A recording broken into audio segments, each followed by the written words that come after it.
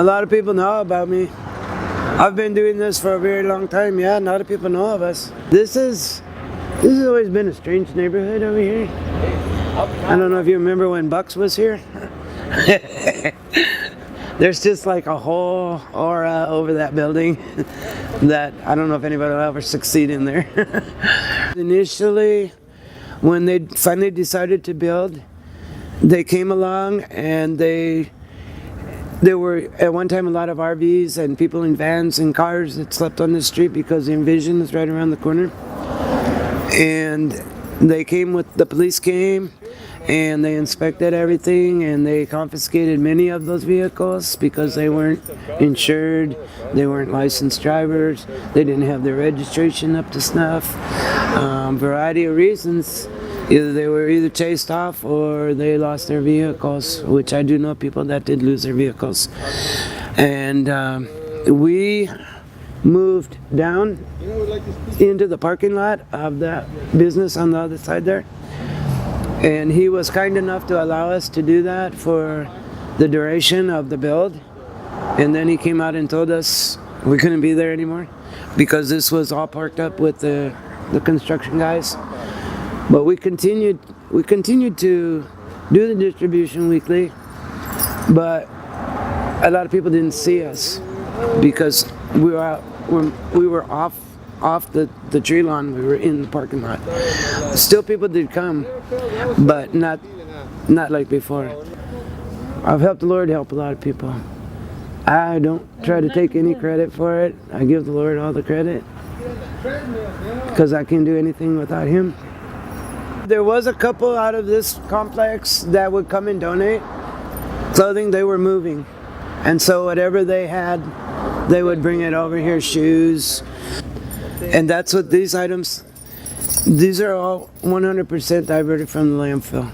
All the stuff that we've brought all these years has all been diverted from the landfill. We have tried a couple other places, not really successfully.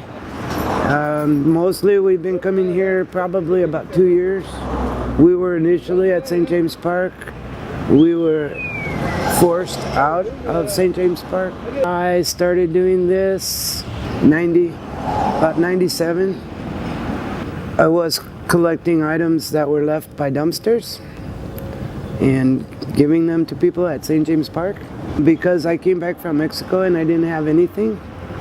I came back virtually with nothing, and I didn't have anything. I didn't have any money. I didn't have a job. And I would go out in the morning to take a walk and I would find things by dumpsters. And I found things that I needed, but I also found things I didn't need, but I knew people who did. And so I would take them down to St. James Park on the bus. I started carrying bags on the bus, and then I got a job and I worked and I bought a van, and then I continued to do my morning routine, and it just grew and grew and grew, and now I'm working out of this truck, and I facilitate at this point and sales at the flea market. The Lord put it in my heart to try to help these people, and I've helped a lot of people. These are basic necessities of life. They're not just novelty items. These are the basic necessities that people need to survive. The people that you see at St. James Park every week that are feeding the homeless and are threatened with tickets, they're doing the Lord's work. City of San Jose doesn't want them to do the Lord's work, and I think that's really a shame, because God says to do that. What you do to the least of you, you do to me. Everybody knows how the homeless are treated. They're treated like, I'm sorry, they're still people. They're still somebody's father, mother, a brother, sister, cousin, uncle, something. They were in a family sometime in their lives. They didn't just appear under a rock. They're people.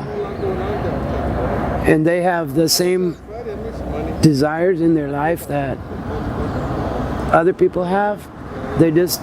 We talked before about the family support. That's one of the main things that's missing.